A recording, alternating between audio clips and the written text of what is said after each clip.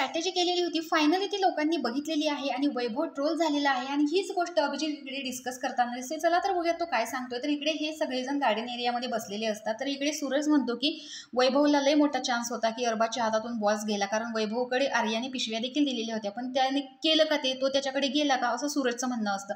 त्यावर पॅडी म्हणतो की अरे तो खेळलाच नाही ना, वर्षा देखील म्हणते त्याला खेळायचंच नव्हतं आपल्या बाजूने, मग तो का खेळेल। तर अभिजित सांगतो की हीच तर माझी स्ट्रॅटेजी होती, जर तो पाठीमागे ठेवला असता तर लोकांना हे दिसलंच नसतं, म्हणून मी सांगितलं की तू पहिल्यांदा जा। तो पहिल्यांदा गेला आणि तो त्याच्या गेम प्लॅनने खेळला, म्हणून तो लोकांना दिसला। एक तर तो समोर गेला असता तर हिरो झाला असता किंवा पडला असता। आता तो हिरो तर झालाच नाही, पडला, त्याच्यामुळेच तर एवढ्या घाणेरड्या कमेंट्स आल्या ना। एकतर शाहीर झाला असता म्हणजे त्याला तो चान्स होता, एकतर शाहीर झाला असता नाहीतर पडला असता, आणि फायनली तो पडलेला आहे।